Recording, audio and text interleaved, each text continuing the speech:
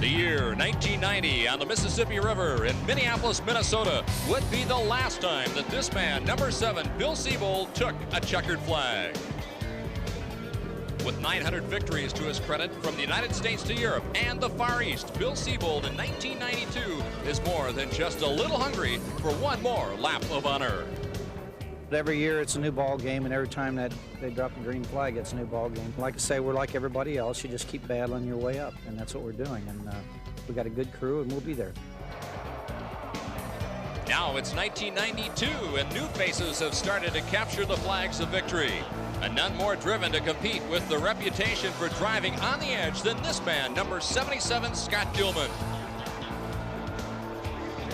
Although problems have plagued his racing team early in the season, it has taken only one good start in Saskatoon, Canada, to push him into the spotlight as another contender in a tight race for series points leader. And the right to wave the checkered flag onto the Big Wheel Rossi Powerboat Classic from Minneapolis.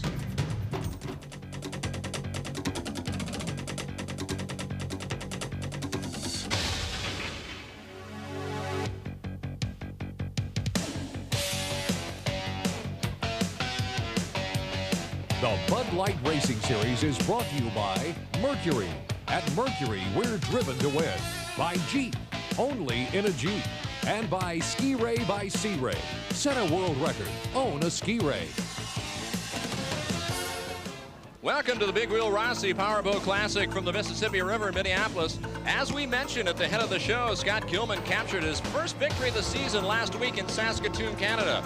But in Saturday morning testing, Gilman barrel rolled in pin 3, tearing up his boat and putting more pressure on his team to keep the racing equipment healthy as well as the driver. We barrel rolled down in the far turn there, and the water's a little tricky down there because the river's flowing so fast. And so we got a lot of parts wet, and our EFI box was wet during qualifying, so we qualified way back. So we're going to have to make a run at them and try and come from behind and have some fun. As time trials got underway, it was not long before speeds of 128 miles an hour on hot laps were like a natural breeze on this 1.3-mile course until boat number 88, Felix Sorrellis in his blue Don Q Crystal boat, took to the race course and laid down a blistering 130.3 miles per hour. But before anyone could blink an eye, Steve D'Souza in his green and black number 94 Interstates Batteries colors edged Sorrellis out of top spot by 12/100ths of a second to take the pole away from Sorrellis.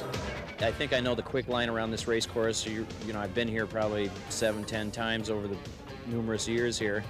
I think that there's a line that helps you get through the quickest, and if you don't figure it out in your test sessions, then it could slow you down a little bit.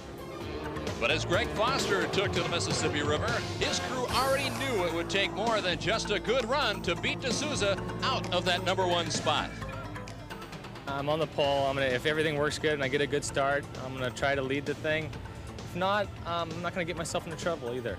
I want to be running at the end and finish, and I'll be somewhere up in the front. So with Greg Foster on the pole, Steve D'Souza now sits second on the dock with Felix Sorrellis holding down that 3rd place position. It's a warm and sunny day on the banks of the Mississippi and a perfect afternoon for racing. Hello, everybody. I'm Steve Michael, along with race announcer Walt Yarborough, and welcome to Minneapolis for round number 4 of the Formula One World Championship Boat Racing Series. And today, Greg Foster from California has put himself squarely on the pole, Walt, for the 2nd straight race in a row. Yes, but behind him is Steve D'Souza and number 88, Felix Sorrellis, and only 12/100ths of a second divide all 3 of them. There's going to be great competition here on the Mississippi, a 1.3-mile course going underneath one bridge, and it's going to be some super action. A quality field. It should be a lot of fun, so don't go away. We'll have all the action from Minneapolis when we return right after this.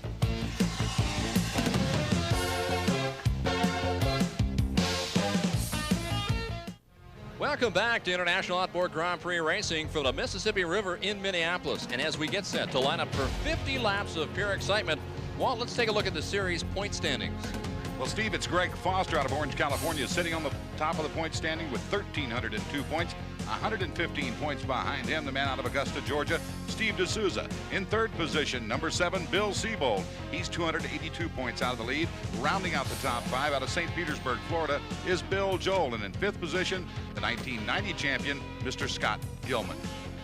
And in 1992, the IOGP Series payout, well over $500,000. And in addition to this, Mercury has a championship contingency fund of $50,000. And if you win the championship, the driver will receive a 1992 Jeep Cherokee and a 1992 Ski Ray by Sea Ray package. This both well over $40,000. So you want to win it all in 1992. Absolutely. And when Greg Foster is sitting up there in that first position, he's hoping, Steve, to maintain, to stay where he's at, and to take it all home for 92. And as the drivers line up, focusing for the Le Mans start of this 50-lap race, let's take a look at this 1.3-mile course. This race course situated just north of downtown Minneapolis on the Mississippi River, where it begins to narrow and wind up through northern Minnesota. Down the backstretch of this race course, you have a natural right-hand turn. It's very fast and very dangerous, as many have found out here on the Mississippi. Here, just one example as what has happened in turns 3 and 4 in the past. If the driver is able to get through turns 3 and 4, then they can really set sail down that high winding front straightaway with an arcing turn underneath the bridge. And today we should see straightaway speeds over 140 miles an hour. And let's take a look at the starting lineup. 19 boats ready to go with Greg Foster on the pole at 131 miles an hour. Steve D'Souza, Felix Sorellis, Ben Robertson, and Bill Siebold round out the top 5.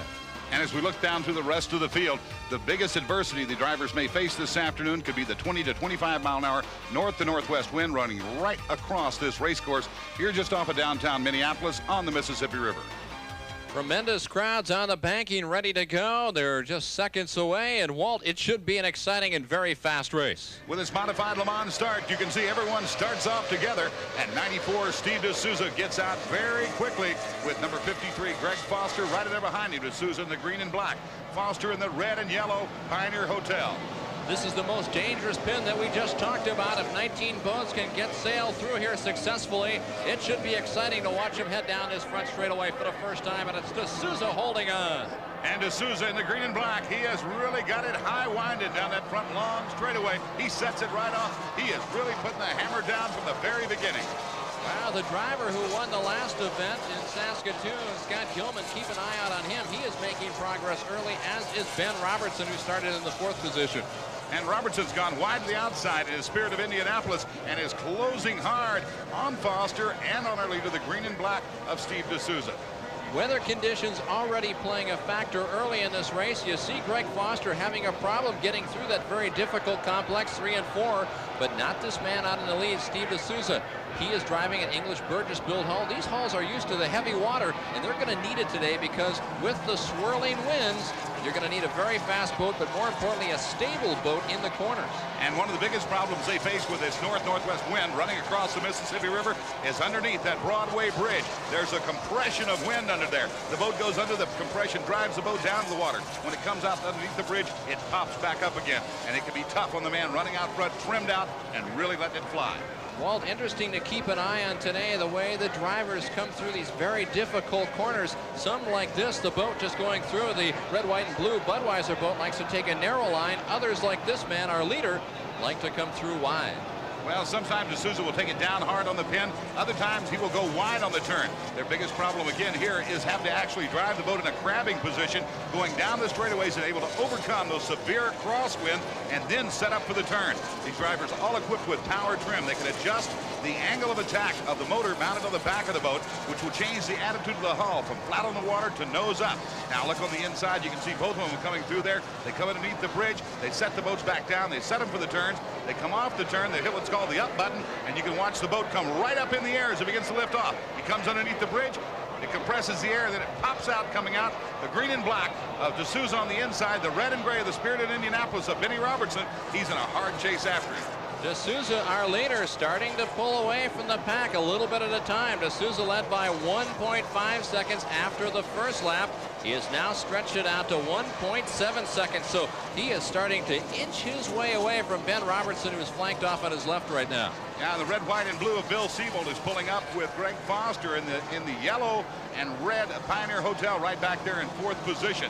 As they're all pushing hard, you can see Ben Robertson come off that corner. He hammered it. The Burgess hulls have a tendency to almost leap off the corners. The design of the boat by David Burgess, just outside of London, England, designs the boats to pop off the corners.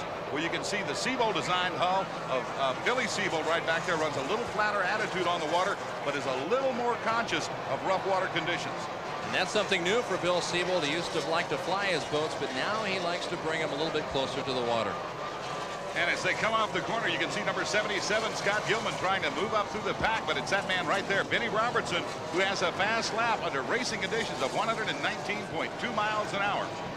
And Bill Siebold, who is up to 3rd position, started in 5th, and he is very determined, Walt, as we talked about, hasn't won yet, but this man would like to win for the 2nd time this year. And he would like to win here in Minneapolis, Minnesota, where in 1990 he was able to carry the checkered flag.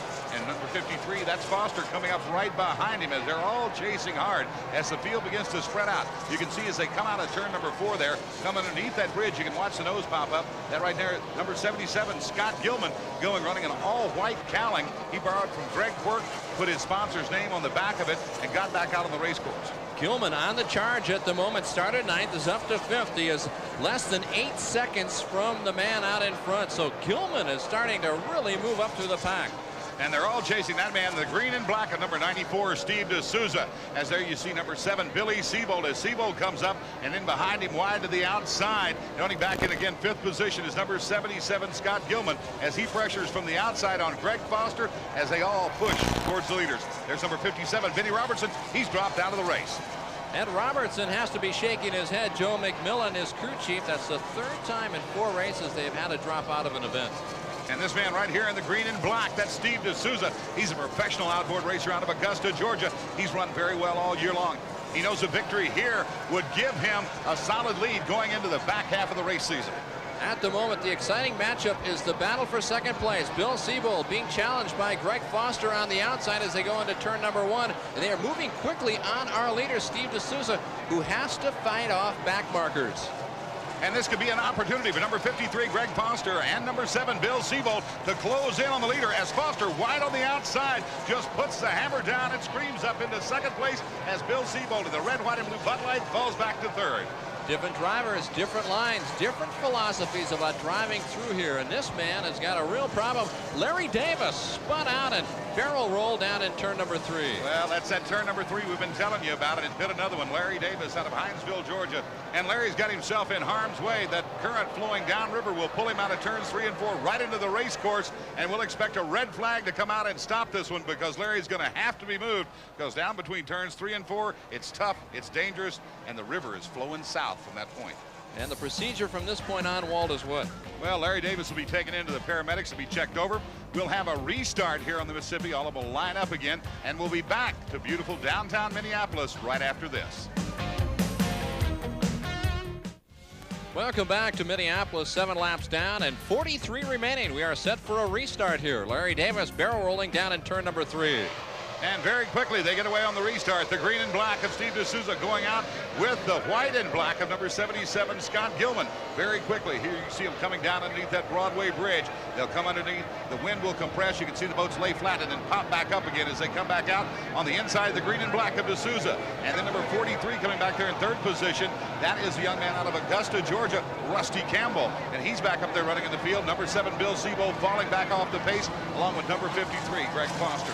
And Walter, are 2 drivers at the moment really making an impression here.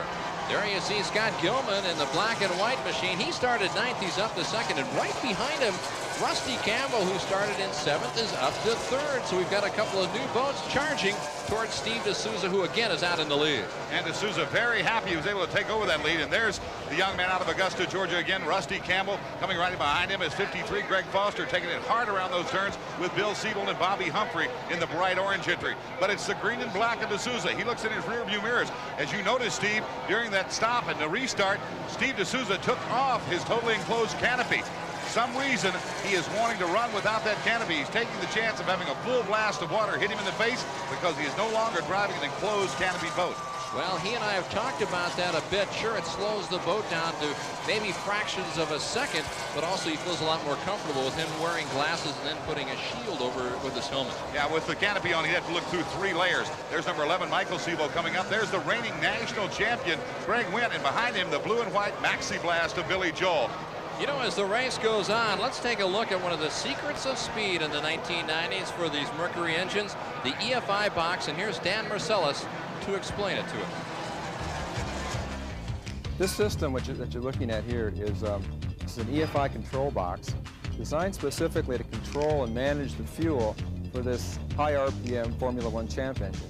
We've developed this over the years, and we found that it works so much better than carburetors at controlling the amount of fuel the engine needs at any particular moment. There's nothing like it for overall durability and performance. We've now been able to take that same package and apply it to our high-performance outboards, and we get the same benefit, only in a little bit different avenue. We're able to take a consumer engine and give him the performance and the response of a high-performance engine and get great fuel economy and overall running quality that's really high. You know, as we look to the future, injection is definitely the way to go to meet future emission standards and to get the smoke and the emissions down to a very minimum.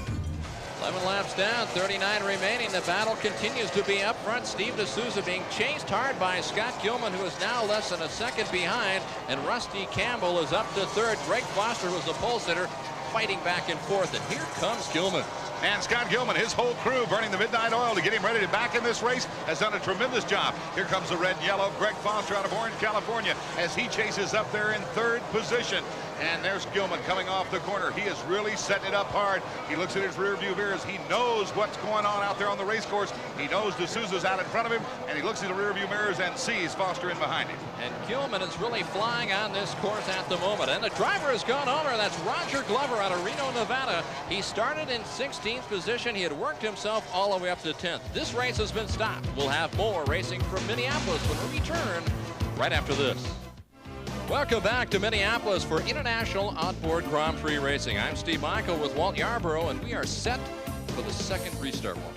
They're lined up, and there they go. And getting off very quickly is 53. That's Foster, and the green and black of Steve D'Souza. But look at him accelerate up on the inside. 77, Scott Gilman. He is taking the winner's line as he goes up hard on the inside, cuts back across the race course. He's running on with Foster, and with D'Souza on the outside and going on the inside is 77 Gilman. During the break there, he was able to change propellers. He put on an acceleration prop, and it seemed to be the ticket, Steve, that he needed out here on this race course. People in racing call it a hole shot, and he got exactly what he wanted. Clear water out in front of the rest of the pack, and now everybody else is playing catch-up to him. But he's taking a lot of chances running an acceleration prop on this long course here on the Mississippi. He is winding that engine up extremely tight. He's putting the equipment right on the edge, trying to take the victory here in Minneapolis. Well, for people who really don't understand that, Walt, let's talk a little bit about that. Well, what happens is these engines are prepared to run about 9,500 RPM with a normal running propeller on them. When he puts an acceleration prop on, he's going to have that engine up around 9,800, 10,000. And look at him get loose out there. He's got a lot of lift in that propeller, a lot of acceleration, but he's putting the engine right on the line at close to 10,000 RPM. Something to remember that these drivers are facing right now. Crosswinds up to as high as 20 to 25 miles an hour blowing off from the northwest, which means it's coming off their left cockpit. Right there, they're going into the wind. And at the same time, with the sun going down, some parts of this race course, it's becoming a little bit treacherous as they look into the sun. They look into the sun, then they have to go into the shadows underneath the Broadway Bridge. They go in and out of the sunlight. Also, the wind diving underneath that bridge compresses and makes it tough out there. This is a very dangerous but highly competitive race course. Good battle going on in the back of the pack for 7th place, Craig Wynn and Billy Joel. And number 53, Greg Foster. Now he's running up in 2nd position as the young man out of Orange, California, sponsored by the Pioneer Hotel out of Laughlin, Nevada, is trying to push hard on 77 Gilman, but Gilman begins to stretch it out on the field. Well, Foster now just 2.3 seconds behind the leader. He is chipping away at his lead a little bit at a time, so now all of a sudden Greg Foster is finding more speed. And a man who's had a lot of speed this afternoon is number 43. That's a young rookie. Well, he's not such a rookie. He's a 4-time national champion in Mod VP, racing his first year in Formula One. He's up in 3rd position. That's 43, Rusty Campbell. There's number 11, Michael Sebo. He's back in 5th position. Siebold is charging his way up. Now he's taken advantage of a couple of restarts, and he is now in the picture. He is up in 5th. He's still got a ways to go. D'Souza trying to move up after being up in front for a very long time. He's still back into 3rd place. The battle right now was with Gilman and this man, Foster, and Foster has got a problem, and he is out of the race. And number 77, our leader, Scott Gilman's on the radio to his crew chief. He wants to find out why the blue and white flag is out. Blue and white flag, it denotes that on the race course there's something wrong, but you continue high-speed racing. He's found out now that Greg Foster is out of the race, and that takes the pressure off the young man out of Colorado. And guess what, Walt? He's got a big smile on his face because the green boat behind him, Steve D'Souza in 2nd place, is way back 27 seconds behind our leader. And here is the battle right now. Mike Siebold is starting to make a charge for himself. He is up to 3rd. And Siebold laying there in 3rd position is moving up on the inside, is going wide to the outside, is number 94, Steve D'Souza. The green and black Interstate Battery tried to take advantage of his high speed by staying wide on the outside, and coming down to the inside is number 11, Michael Siebold. They all chase that man, 77, the black and white chip and pepper of Scott Gilman. With just a few laps remaining, this man, Steve D'Souza, is visibly slowing. Now, we had reports earlier that he was not feeling well. He was getting a little bit of the flu bug, and it looks like it may be taking its toll. I think he's getting weary out there. And believe me, he's not feeling well at all as Mike Siebold goes down to the inside. He accelerates hard off the corner. D'Souza gives it all he's got, but number 11, Mike Siebold, has taken the top place honors for speed as he gets around 94 D'Souza as they go underneath the Broadway Bridge. Siebold showing a lot of speed, now pulling away here on this very last lap, and he will take 2nd place away from Steve D'Souza. And it was last weekend in Saskatoon, Canada that he won. This weekend in Minneapolis, Minnesota, the checkered flag goes to 77, Scott Gilman. Mike Siebold able to take 2nd place away from the green and black of Steve D'Souza. And now the Gilman Racing team has to be ecstatic. They started way back in a 9th position. They come home with a victory, battling their way through a couple of restarts, capturing this 50-lap event here in Minneapolis. But also, Mike Siebold has to be very pleased. He was way back in a 9th position. He charged his way up and finished in the runner-up spot. So as Scott Gilman takes it around in the victory lap, we'll be back to Minneapolis to talk to the winner when we return right after this.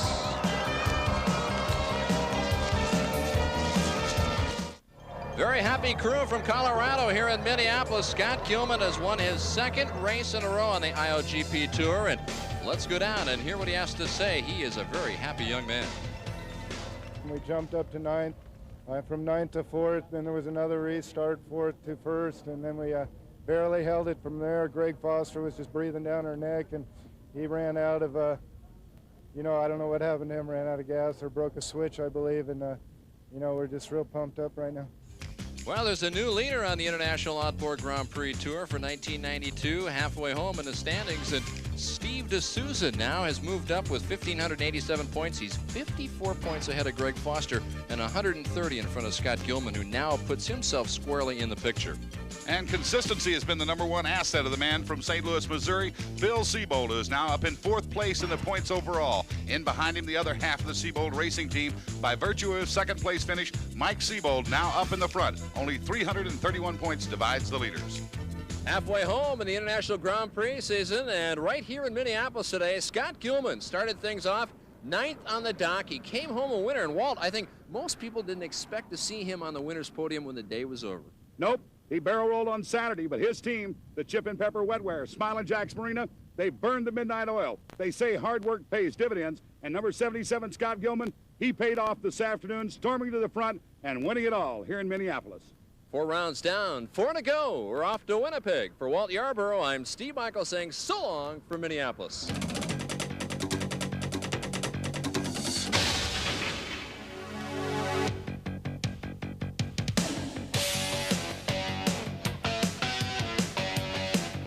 The Bud Light Racing Series was brought to you by Mercury, by Jeep, and by Ski Ray by Sea Ray.